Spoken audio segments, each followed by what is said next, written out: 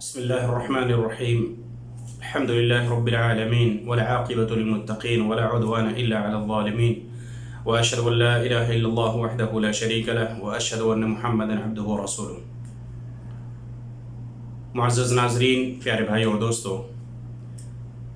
آج کے اس درس کے اندر فرض نماز کے بعد مسنون اذکار، جس کے بارے میں پچھلے ہفتے میں ایک درس دیا گیا تھا جس میں کچھ دعائیں بیان کی گئی تھیں، آج کی اس دوسری کلپ کے اندر، دوسرے پارٹ کے اندر جو دعائیں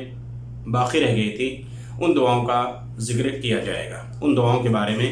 بیان کیا جائے گا۔ اللہ رب العالمین سے دعا ہے کہ اللہ تعالیٰ مجھے اور آپ کو ان تمام دعاؤں کو یاد کرنے، اس پر عمل کرنے کے اللہ تعالیٰ توفیق عطا فرمائے۔ سب سے پہلے ہر فرض نماز کے بعد سورہ اخلاص، سورہ فلق اور سورہ ناس ایک دفعہ پڑھنا، ایک بار پڑھنا، سوائے فجر اور مغرب کی نماز میں۔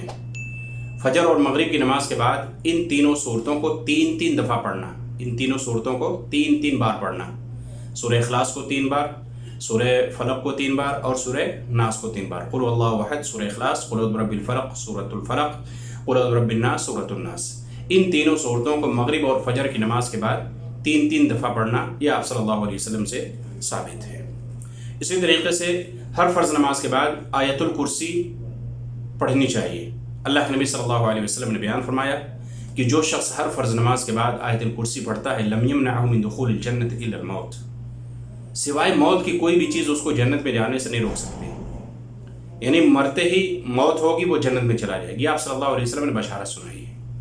اس لیے ابو امامہ رضی اللہ تعالیٰ عنہ جو اس حدیث کو بیان کرنے والے وہ سے اس آیت کی فضیلت کے بارے میں آپ صلی اللہ علیہ وسلم سے سنا، میں نے کبھی بھی آیت الکرسی پڑھنا نہیں چھوڑا، یعنی ہر فرض نماز کے بعد ابو امامہ رضی اللہ تعالیٰ عنہ بیان پڑھتے تھے، جو اس حدیث کے راوی ہیں، جس کے بارے میں اللہ کے نبی صلی اللہ علیہ وسلم بیان فرمایا لم یمنع من دخول الجنت الا الموت، سوائے موت کے کوئی بھی چیز اس کو جنت میں جانے سے نہیں روک سکتی ہے۔ اسی طریقے سے فرض نماز کے بعد مسنون اذکار میں سے لا الہ الا اللہ وحدہ لا شریک لہ لہ الملک ولہ الحمد یحیی ویمیت وہو علی کل شیء قدیر 10 بار، فجر کی نماز کے بعد اور مغرب کی نماز کے بعد 10 بار، 10 دفعہ لا الہ الا اللہ وحدہ لا شریک لہ لہ الملک ولہ الحمد یحیی ویمیت وہو علی کل شیء قدیر۔ 10 دفعہ بھی اس دعا کو پڑھیں، اور بھی 100 مرتبہ پڑھنے کا ذکر ہے، 3 دفعہ پڑھنے کا بھی ذکر ہے، لیکن فجر اور مغرب کی نماز کے بعد 10 دفعہ پڑھنے کا ذکر حدیث کے اندر ملتا ہے۔ لا الہ الا اللہ وحدہ لا شریک لہ لہ الملک ولہ الحمد یحیی ویمیت وہو علی کل شیء قدیر، یہ آپ صلی اللہ علیہ وسلم سے وارد ہے۔ اسی طریقے سے فجر اور مغرب کی نماز کے بعد یہ دعا پڑھنی چاہیے، اللہم اجرنی من النار۔ اس حدیث کے بارے میں اختلاف ہے، بعض علماء نے اس کو ضعیف قرار دیا ہے، بعض نے حسن قرار دیا ہے، لیکن جو بڑے مشائخ بڑے علماء نے لکھا ہے کہ پڑھنے میں کوئی حرج کی بات نہیں، بہت سارے علماء نے حسن قرار دیا ہے۔ تو اس لیے مغرب اور فجر اور مغرب کی نماز کے بعد اس دعا کو اللہم اجرنی من النار، جہنم سے پناہ طلب کیا جاتا ہے،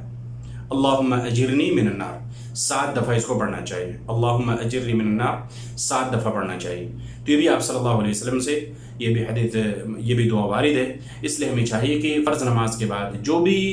مسنون اذکار ہیں ان مسنون اذکار کی پابندی کریں،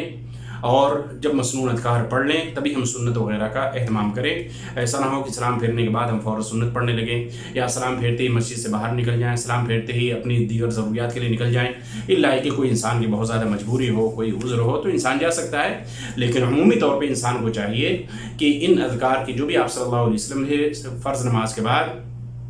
ثابت شدہ اذکار ہیں ان اذکار کی پابندی کرنی چاہیے۔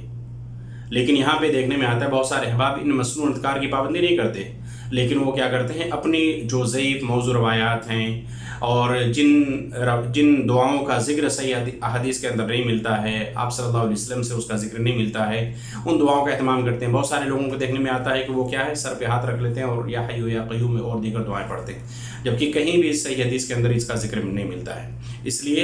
تمام ناظرین سے، تمام مشاہدین سے، حضرات و خواتین سے یہ گزارش ہے کہ جو بھی آپ صلی اللہ علیہ وسلم سے ثابت شدہ صحیح احادیث کی روشنی میں جو بھی اذکار ہیں ان اذکار کی ہمیں اور آپ کو پابندی کرنی چاہیے۔ اللہ تعالیٰ سے دعا ہے کہ اللہ تعالیٰ سب سے پہلے مجھے اور آپ تمام لوگوں کو عمل کرنے کی توفیق عطا فرمائے، آمین ثم آمین، وصلی اللہ تعالی علی نبینا محمد وعلی آلہ وصحبہ اجمعین، والسلام علیکم ورحمۃ اللہ وبرکاتہ۔